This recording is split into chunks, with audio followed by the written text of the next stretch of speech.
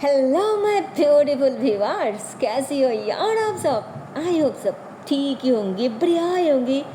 सो guys, अनालन Sharma love story की पिछले पार्ट में हम लोगों ने देखा ही था कि यार क्या बोलूं, इधर तो सुनार के लाइफ में सच में इतना बड़ा एक सुनामी सा आ जाती, इतना बड़ा तूफान आ जाती। मतलब एक तो उसकी पापा हमेशा के लिए दूर जा चुकी थी, उनकी डेथ हो चुकी थी। और इधर जिसको इतना इतना इतना ज़्यादा प्यार करती है, उसे भी उसकी पापा यहाँ से ज़बरदस्ती ले जाती, अभी खींचते हुए। यार उसे तो बहुत ज़्यादा दर्द हो रहा था, बहुत ज़्यादा तकलीफ हो रहा था। एक तो अपने पापा को खोने का दर्द, और दूसरी अपने प्यार को, मतलब क्या बोलूं, अपने प्यार को उसकी पापा अपनी आंखों के सामने ऐसे खींचते हुए ले जा रही होती है, बट वो कुछ नहीं कर पा रही थी और नहीं क्षमा कुछ कर पा रही थी।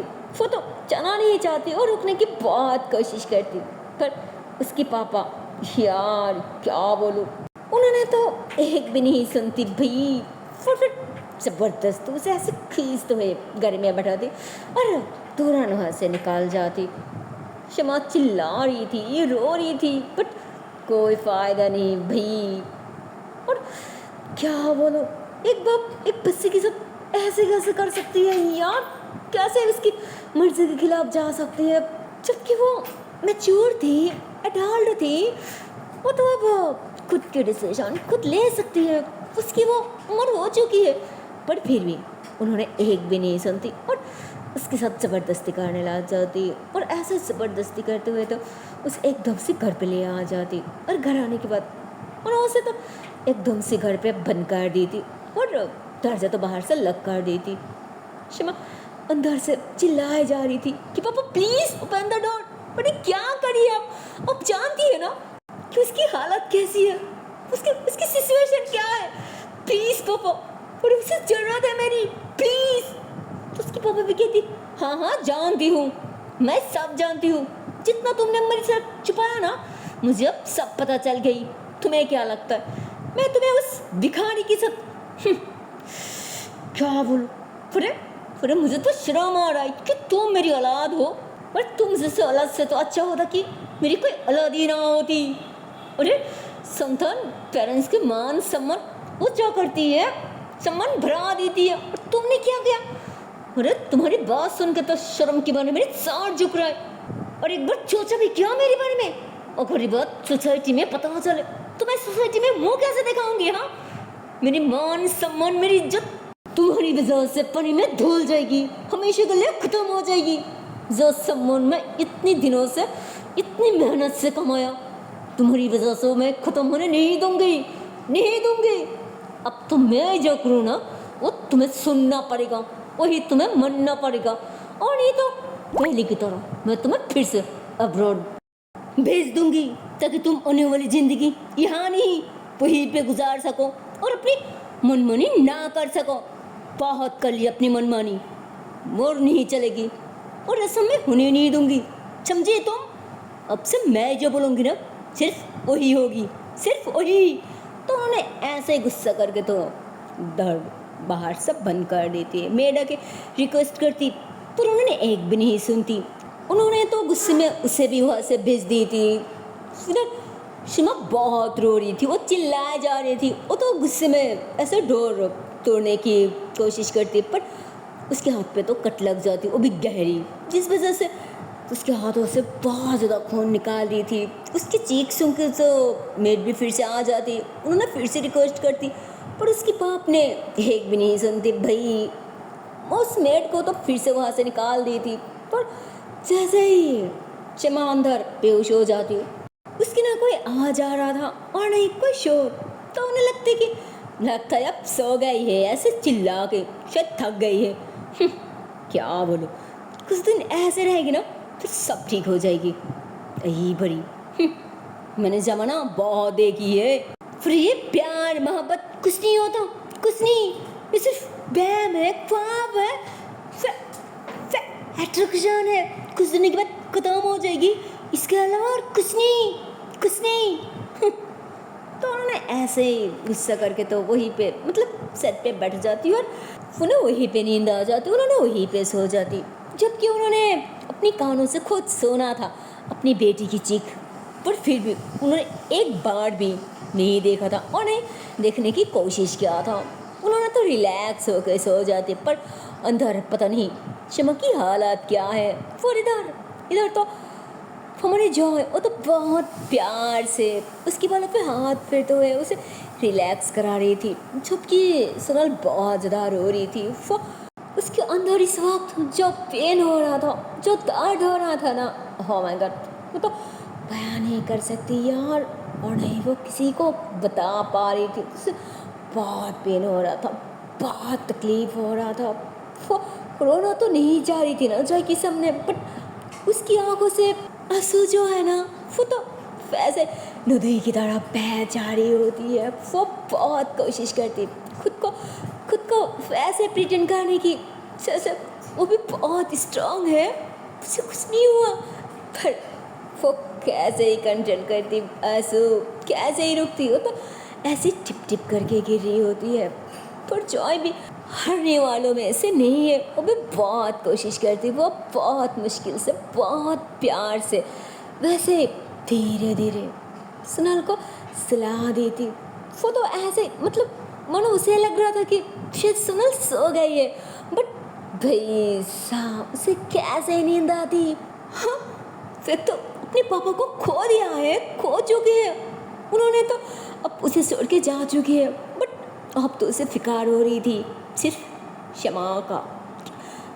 पता नहीं अंकल उसके साथ क्या करिए, वो कैसी है, वो ठीक तो है ना, मुझे जानना है, पर कैसे, मतलब वो तो आंखें बंद करके वो बस अब शमा के बारे में ही सोच रही होती है। इधर जॉय को लगती कि शायद वो सो गई है, पर वो उसे छोड़ के नहीं जाती, वो तो वहीं पे बैठे बैठे उसके बालों पे हाथ फेरी होती है, और ऐसे करते हुए पता नहीं कब उसकी भी आँख लग जाती और मनु वो भी सुनल की ऐसे ही साइड पे लेट जाती, वैसे ना ठीक लगेगा, मतलब वो वहीं पे सो जाती। पर कुछ देर बाद जब ऐसे ही सुनल आगे मिलती है ना, तो देखती कि यार वो तो ऐसे ही ठीक लगा के सो गई है, तो वो उठ जाती और जॉय को बहुत प्यार से सुला देती है ना, ऐसे बेड पे आराम से। फिर वो जॉय को सुला के वो उस रूम से बाहर आ जाती है ना अपनी पापा के कमरे में। और अब तो अपनी पापा के कमरे में आने के बाद अपनी पापा की याद उसे फिर से सताने लग जाती, वो फिर से रोने लग जाती। मैंने अपने पापा के साथ गुजरा हुआ वो अच्छे मोमेंट, वो पल, या वो घूमना, शरारती मस्ती, कॉलेज में जाना, स्कूल में जाना, मतलब उसे सब कुछ याद आने लग जाती, उसे सब कुछ सताने लग जाती। पर एक तो ये थी, दूसरी शमा की वो शमा को खोने का वो दर्द, वो भी उसे सताने लग जाती। वो मतलब रो के एकदम से पागल हो जाती, वो बहुत ज़्यादा थक जाती। और वैसे ही, और जज को तो आप लोग तो पता है ना कि रो के जब इंसान वैसे बहुत ज़्यादा थक जाती है ना, तो वैसे उसे नींद आ जाती है। तो उसके साथ भी ऐसा ही होता, वो भी मानो जैसे रो के एक मासूम बच्ची की तरह ना वैसे फर्श पे ऐसे समेट के सो जाती, मानो जैसे उसे दुख भी हो रहा था और अब तो मानो उसे डर भी लग रहा था, पर वो ऐसे ही ना फर्श पे लेट जाती है। और जैसे ही सुबह होती है ना, तो वो जॉय पहले ही जग जाती, और वो ऐसे ही जग जाती है ना, तो वो आसपास देखती, पर बेड तो एकदम से खाली था। वो सो चुकी, वो वैसे ही लेटा हुआ था, तो वो एकदम से शॉक हो जाती, वो घबरा जाती कि फिर सोनल कहाँ चली गई, सोनल सोनल सोनल। तो वो ऐसे बोल के सोनल को बुलाते हुए ना रूम के अंदर से बाहर आती, तो उन्हें उसके चिल्लाने की आवाज़ सुन के मेड भी आ जाती कि क्या हुआ, अब ऐसे चिल्ला क्यों रही है, सब ठीक तो है ना। तो कहती सोनल कहाँ है, उसे देखा है क्या। तो कहती नहीं, नीचे तो नहीं आई। तो कहती फिर कहाँ चली गई, एक काम करो तुम छत पे देखो, मैं इधर देखती हूँ। हाँ तो वो मेड जो था वो जल्दी जल्दी में ऐसे ना भागते हुए ऊपर टेरेस पे भी ऐसे उसे ढूंढने के लिए चले जाती और वो हर रूम एक एक करके चेक करने लग जाती। तो इतने में ही वो देखती कि अरे यार, थैंक गॉड कि है अपने पापा के कमरे में है। मुझे तो लगा था शायद वो शमा जो भी है, अब तो एक फाइनल डिसीजन लेना ही पड़ेगा। हाँ, और जिसको फाइनल डिसीजन लेना था वो तब नहीं रहा, फिर सारी जमदेर तब मुझ पर आई ना, इसलिए तब इसकी अच्छा बुराई मुझे देखना पड़ेगा, क्योंकि मैं भी तो यही चाहती हूँ कि मेरी सुबह हमेशा खुश रहे, चाह रहे, सही सलामत रहे, उसके चेहरे पे वो प्यारी सी मुस्कुराहट। मैं तो सिर्फ यही देखना चाहती हूँ, उसे खुश देखना चाहती हूँ, वो खुश रहे, हमेशा मुस्कुराते रहे, हमेशा हमेशा खुश रहे, भला रहे। इसके अलावा मुझे और क्या चाहिए? हाँ, इसके अलावा मुझे और कुछ नहीं चाहिए, कुछ नहीं, कुछ नहीं मेरी सोना, कुछ नहीं। Love you. तो दिल में ऐसे ही कह रही होती है और वो जैसे सुनल को टसकाने वाली होती है ना, ऐसे प्यार की नजर से, एक आशिकी की तरह, एक दीवाना की तरह, जैसे वो एक आशिकी होती है ना, एक प्रेमी होती है ना कि मेरी जाने मन अब इतनी ज़्यादा सैड है, इतनी ज़्यादा तकलीफ में है, ऐसे बोल के वो उसे टसकाने वाली होती। पर इतने में ही मेड आ जाती कि बाहर तो इतने ऐसे बोल के वो देखती कि वो तो ऐसे फार्स पे लेटा है, तो कहती अरे ये तो कहती हाँ वो शायद रात पे इधर ही सो गई थी, कोई ना, मैं बेड पे सुला देती हूँ। तो अब तो एकदम से होश में आ जाती और फिर ऐसे बेड के सामने उसे ऐसे पकड़ के ना आराम से बेड पे लेटा देती। तो इतने में वो जग भी जाती कि अरे छोड़ो, क्या हुआ, क्या? तो अरे चाय, तुम यहाँ? तो कहती हाँ, वो देखा कि तुम यही अंकल के रूम में फर्श पे सो गई, तो लगा कि ऊपर। तो कहती इट्स ओके, डरा मत, मैं ठीक हूँ। तुम जाओ, मुझे थोड़ा हर सोना है। तो कहती क्या मतलब क्या हर सोना है? देखो टाइम देखो, 10 बज गई है, अरे उठो, फ्रेश हो जाओ, खाना है। तो कहती यार प्लीज़ प्लीज़ समझो करो ना, मुझे अच्छा नहीं लग रहा है, प्लीज़। तो कहती जानती हो कि तुम्हें अच्छा नहीं लग रहा है, पर अगर ऐसे रहोगी फिर तुम्हारी तबीयत वो बिगड़ जाएगी, फिर तो मुझे ही संभालना पड़ेगा ना। और हाँ, आपसे मैं जो बोलूँगी ना तुम्हें वो सुनना पड़ेगा, क्योंकि आज से तुम्हारी सारी जिम्मेदारी मेरी है, मेरी, इसलिए समझ के, और मैं जो कहूँगी ना वो कहने से पहले करना चाहिए, ओके? चलो चलो चलो उठ जाओ। तो कहती प्लीज़ ना जाओ, प्लीज़ सब्जी खोलो, मुझे कुछ भी अच्छा नहीं लग रहा है, कुछ भी नहीं, प्लीज़। तो कहती आई नो, पर फिर भी प्लीज़, क्या तुम अपनी जॉय की बात नहीं मानोगी? मतलब जॉय तो ऐसे बात बात पे फ्लो में इतने प्यार से कह देती है ना, ओह माय गॉड, वो भी अपनी जॉय। पर ये बात से सुन नोट करती है ना, वो तो थोड़ा हैरान हो जाती, मतलब मुझे कुछ समझ नहीं आ रहा है कि वो भुला क्या है और वो सुना क्या है। तो कहती हाँ क्या क्या? तो ऐसे कहती हाँ वो मेरा मतलब कि मैं सिर्फ तुम्हारी दोस्त नहीं हूँ, अब तो मैं तुम्हारी सब कुछ हूँ। क्या डर गई? अरे पागल गई कि वो पता है ना अंकल, अब से तुम्हारी सारी जिम्मेदारी मुझ पे सौंपा है, तो सिर्फ इसलिए कह रही हूँ, सुबह कुछ नहीं। बुद्धू प्लीज़ प्लीज़ ना, उसे मेरी सोना प्लीज़। तो ऐसे बोल के ना इसके हाथ पकड़ती कि प्लीज़ प्लीज़।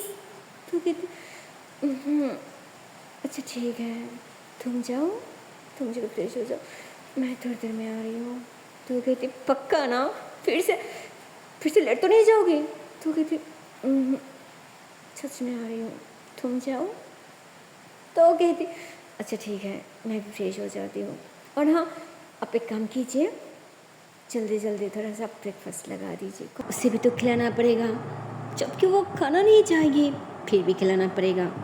आफ्टर ऑल इसकी ध्यान तो हमें ही रखना पड़ेगा ना। आज को तो मुझे भी बहुत ज़ोर से भूख लगी है। तो कहती हाँ हाँ मैं कब की ब्रेकफास्ट बना चुकी हूँ ना, कब की बना लिया। मुझे पता था ना कि कल कोई भी नहीं खाया, वो जरूर भूख लगेगी। अब सबके सब आ जाए, मैं अभी लगा देती हूँ। हाँ अभी तो ऐसे बोल कर थोड़ा खुशी खुशी, क्योंकि अब दोनों के चेहरा पे थोड़ा सा वैसे अंदर से नहीं बट झूठी क्यों ना हो पर थोड़ा सा मुस्कुराहट तो आ चुकी थी ना, इसलिए अब उसे भी बहुत ज़्यादा अच्छा लगता, इसलिए वो खुशी खुशी नीचे की तरफ भागती है ना वो खाना लगाने के लिए। फिर जॉय भी दूसरी रूम में जाने लगती कि क्या जल्दी। तो कहती फिर जॉय भी दूसरे कमरे में चले जाती है ना फ्रेश होने के लिए। इधर सुनल को बिल्कुल नहीं अच्छा लग रहा था, उसे बहुत बुरा लग रहा था।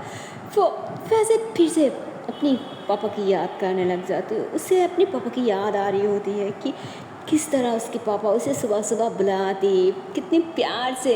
जब वो बिल्कुल उठने का दिल नहीं करता तब उसके पास जाकर उसके पापा ऐसे गुदी गुदी करने लग जाती, पर भी किस करती बहुत प्यार से, एकदम बच्ची की तरह। वैसे नीचे जगह कर ब्रेकफास्ट कराने के लिए ऐसे नीचे ज़बरदस्ती ले आते, उसे वही बात ही याद आने लगती। और सिर्फ याद क्या यार, मानो वही सीन को वो अभी भी फील करी होती है। पर अचानक से ऐसे लगता है जैसे उसके पापा उससे बुला रही है, सोनल बेटा, सोनल बेटा। तो अचानक को ऐसे ही कह होती कि जी जी जी जी पापा आ रही हो ना, अभी आ रही हूँ। तो वो ऐसे बोल के तो बस पागलों की तरह दर्जे की तरफ ऐसे ढूंढने लग जाती कि पापा, पर यार उस बस तो कोई भी नहीं होता। वो एकदम से सैड हो जाती, उसकी आंखों पर फिर से आंसू आ जाती। वो आंसू साफ करती, तो इतने में जॉय फ्रेश होकर आ जाती कि ओ हेलो, क्या हुआ, कहा ना मुझे भूख लगी है। तो ऐसे बोल के जैसे ही सुनल की तरफ देखती है ना, तो देखती कि ओह माय गॉड, उसकी आंखों में तो फिर से आंसू बड़ा है और ऐसे टप टप करके गिर रही है। तो फिर से आके उसे ऐसे पकड़ती कि अरे ओके ना यार, कहा ना सब भूल जाओ, जो होना था वो हो गया। यार अच्छा ठीक है, चलो मेरे साथ, मैं तुम्हें फ्रेश करा देती हूँ। तो कहती नहीं खाना, मुझे अच्छा नहीं लग रहा है, मुझे नहीं खाना, नहीं खाना, नहीं खाना। प्लीज़ तुम जाओ, तुम जगह खा लो प्लीज़। तो कहती क्या प्लीज़, मैं कह रही हूँ प्लीज़ मेरी बात मानो प्लीज़, प्लीज़।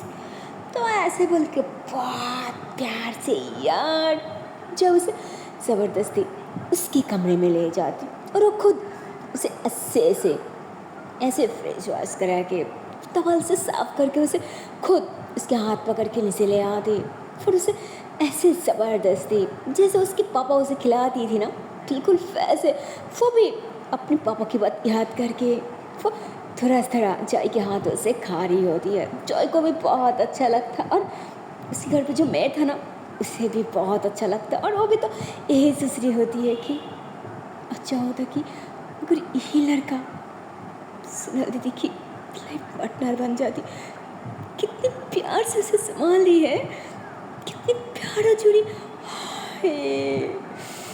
मतलब मेड के दिल में तो अब इन दोनों के लिए एक गलतफहमी हो जाती है, उन्हें लगता है कि अगर ये दोनों एक हो जाए, इन दोनों की शादी हो जाए तो बहुत अच्छी होगी ना, बहुत अच्छी बात है। मतलब उन्होंने तो यही सोच रही होती है, बट उन दोनों के बीच का रिश्ता क्या है और सुनल किसे पसंद करती है, किसे अपनाना चाहती है, इन सब चीज़ों के बारे में तो अब तक किसी को कुछ भी नहीं पता था ना। इसलिए और मेड ने ऐसे ही सोच रही होती है। और इधर पैसा हमारी श्यामा, ओह माय गॉड, उसकी हालत तो सुबह बहुत ख़राब था यार, बहुत ख़राब था। तो अच्छे से में बेहोश पड़ा था, अभी पूरी रात पर फिर भी घर पे किसी को नहीं पता था, ना उसके बाप को और नहीं घर की जो नौकर था, जो मेड था उनको, मतलब किसी को नहीं। पर सुबह होने के बाद ऐसे मेड आके ऐसे ही बुलाने की कोशिश करती कि साहब जी अब तो सुबह हो गया, अब तो बच्चे की दरजा खोल दीजिए ना, देखती हूँ क्यों ठीक है कि नहीं प्लीज़। तो उन्होंने ऐसे ही डोर की जो कीज थी ना वो फेंक दी थी कि हाँ लो तुम जाके देख लो। मुझे अभी भी बहुत नींद आ रहा है, मैं जाकर सो रही हूँ और हाँ मुझे अब डिस्टर्ब मत करना, हाँ मैं रूम में जा रही हूँ। तो उन्होंने ऐसे बोल के तो अब सोने के लिए अपने कमरे की तरफ कदम बढ़ा रही होती है। तो इतने में उन्होंने किसी पागल तो जल्दी में ऐसे ना डोर ओपन करने की कोशिश करती। यार क्या बोलूं, ओह माय गॉड, वो ऐसे डोर ओपन करती है ना, वो तो जोर से चीखती थी कि ये क्या हुआ बेटा, शिमा बेटा तुम ठीक तो हो ना, शिमा बेटा साहब जी। तो उन्होंने ऐसी चिल्लाने लग जाती। तो उसकी पापा ऐसे जाने तो वाले थे सोने के लिए, बट चीख ही सुन के एकदम से रुक जाती कि अरे यार अब क्या हो गया, पता नहीं अब कौन सी नया मुसीबत आ गई, पता नहीं क्या जरूरत थी मुझे उसे यहाँ ले आने की। तो उन्होंने ऐसे ही गुस्सा करके ना फिर से शमा के रूम की तरफ जाती। तो उन्होंने भी जाके एकदम से शॉक्ड हो जाती कि शिमा बेटा अरे क्या किया, हाँ। तो उन्होंने ऐसे बोल के जैसे उसके हाथ ऐसे उठा के देखती है ना, ओह माय गॉड, उसके हाथ पे तो बहुत ज़्यादा कट लग चुकी थी, वो भी बहुत ही गहरा। तो उन्होंने जल्दी में ना एक कपड़ों से फत बंधी थी और मेट को कहती एक काम करो जल्दी से घड़ी निकालने को बोलो ड्राइवर को जल्दी। तो उन्होंने ऐसे बोलती और फिर अब क्या करती, जो भी कहो थी तो एक बाप ही ना, अंदर की जो प्यार था छुपा हुआ वो तो मतलब कभी दिखा नहीं रही थी अपनी बेटी को, पर प्यार तो ज़रूर था। तो उन्होंने ऐसे जल्दी में अपनी बेटी को ऐसे बाहों में उठा के जल्दी में बाहर की तरफ भागती है ना, और ऐसे चिल्लाती कि क्या हुआ, खड़ी क्यों हो, बैठो जल्दी। ऐसे चिल्ला के ड्राइवर को बैठा देती और कहती कि वो फर्स्ट, जितनी स्पीड में जा सको ना वैसे भागो, ओके जल्दी। तो उन्होंने ऐसे अब ड्राइवर पे भी चिल्ला रही होती है, जबकि ये हालत तो सिर्फ उन्हीं के कारण हुआ था ना। अगर इतना उन्होंने ऐसा बिहेव नहीं करती तब तो अब अपनी बेटी के हालात ऐसा बिल्कुल नहीं होता, अब खुद की बेटी बिल्कुल सही सलामत होती। लेकिन आज उन्हीं के कारण, सिर्फ उन्हीं के गंदा गुस्से के कारण अपनी बेटी की ये बुरा हालत हुई है।